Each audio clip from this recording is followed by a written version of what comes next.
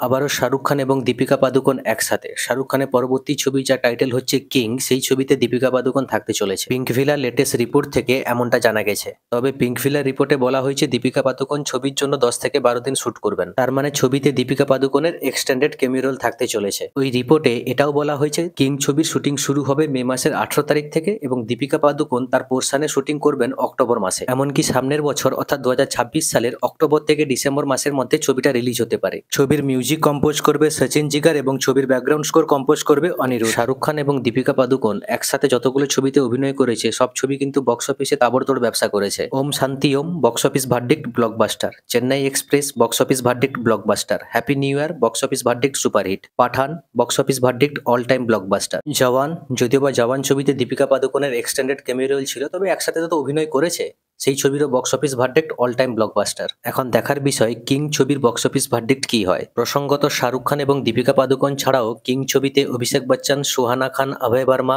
আরশাদ ওয়ারসি, জয়দীপ এলাহাবাদ প্রমুখরা থাকতে চলেছেন। Junior NTR এবং প্রশান্ত নীলের পরবর্তী ছবি যার ইনিশিয়াল টাইটেল হচ্ছে ড্রাগন, সেই ছবির অফিসিয়াল রিলিজ ডেট ঘোষণা করা হলো। ছবিটা সামনের বছর অর্থাৎ 2026 সালের 25শে জুন প্রেক্ষাগৃহে মুক্তি পাবে। ছবির production house Maitri movie makers তারা অফিসিয়াল ভাবে টুইট করে বিষয়টা জানিয়েছে। এমনকি ছবির মেকার্সরা এটাও জানিয়েছে যে জুনিয়র এনটিআর এর জন্মদিনের দিন অর্থাৎ মে মাসের 20 তারিখ ড্রাগন ছবি থেকে জুনিয়র এনটিআর এর একটা স্পেশাল গ্লিমসও তারা রিলিজ করবে। এখন দেখা যাক ওই গ্লিমসটা কেমন হয়। অক্ষয় কুমারের কেসরি চ্যাপ্টার 2 ছবিটা 11 দিন শেষে সারা ভারতে নেট কালেকশন করেছে 68,58,00,000 টাকা। তার মানে লাইফ টাইমে 100 কোটি টাচ করাটা চাপ হয়ে যাবে। আবার অন্যদিকে সানি দেওলের জাট ছবিটা 19 দিন শেষে সারা ভারতে নেট কালেকশন করেছে 87 কোটি টাকা। তার মানে এই ছবিটাও 100 কোটি টাচ করতে পারবে না। তো এবারে বুঝতে পারছো সালমান খানের স্টার পাওয়ার বা স্টারডামটা ঠিক কিরকম। চারিদিক থেকে এত নেগেটিভ রিভিউ পেলো সিকান্দার ছবিটা, তার সত্ত্বেও ট্রেড ফিগার অনুযায়ী ছবিটা 100 কোটির উপরে নেট কালেকশন করলো ভারতে। আর এদিকে জাট ছবিটা পজিটিভ রিভিউ পেয়েছে, কয়েকটা জায়গায় খারাপ রিভিউ পেয়েছে কিন্তু সিকান্দারের মতো এরকম খারাপ রিভিউ পায়নি। তার সত্ত্বেও ছবিটা 100 কোটি টাচ করতে পারলো না।